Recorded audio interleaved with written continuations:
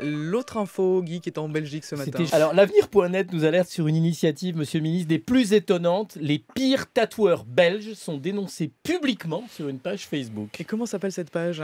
La crème des scratchers belges. Alors, son initiateur, celui de la page, un anonyme qui se dit tatoueur, m'a expliqué hier sa démarche. Alors, scratcher, c'est un nom qu'utilisent les tatoueurs professionnels pour désigner un tatoueur qui fait ça chez lui, à domicile, sans en rendre compte à l'État et dans des conditions d'hygiène catastrophiques. Du coup, il s'agit de dénoncer, je cite, des crimes commis sur la peau par des scratchers peu scrupuleux. Alors, ce chevalier blanc du tatouage invite tous ceux qui en souffrent à lui envoyer les photos des pires tatous de Belgique.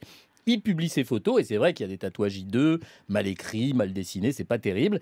Mais Même surtout, des fautes d'orthographe. des fautes d'orthographe, absolument, mais surtout des pratiques qui posent question. Je pense notamment à des photos d'enfants, donc de mineurs, dont on ne voit pas les visages, mais qui seraient tatoués. Alors si ce sont des tatouages réels, c'est assez inquiétant. Et alors les tatoueurs qui sont visés, ils disent quelque chose ou pas? Ils sont furax évidemment de ce qu'ils assimilent à de la délation et certains veulent porter plainte, sans compter qu'ils n'ont pas tort de faire remarquer que c'est pas évident sur la base d'une photo de se rendre compte si c'est un tatouage ou si c'est quelque chose forcément de plus éphémère, de plus provisoire. Du coup, il y a une chaude ambiance, je vous garantis, sur Facebook, mais le vengeur tatoué est droit dans ses bottes et il explique à ceux qui défendent les scratchers qu'à chacune de leurs interventions, il leur mettra une couche. C'est donc violent de part et d'autre. Alors, je vous avoue que je suis partagé, je suis pas fan du tout de la dénonciation publique, c'est pas mon truc, mais au-delà des questions esthétiques, c'est bien un sujet d'hygiène et de santé publique qui est posé par la pratique clandestine du tatouage, clandestine ou semi-clandestine. Alors, le tatoueur masqué confie qu'il reçoit des dizaines de photographies par jour, ça promet, même s'il m'a expliqué hier soir qu'à l'avenir, il pourrait ne plus citer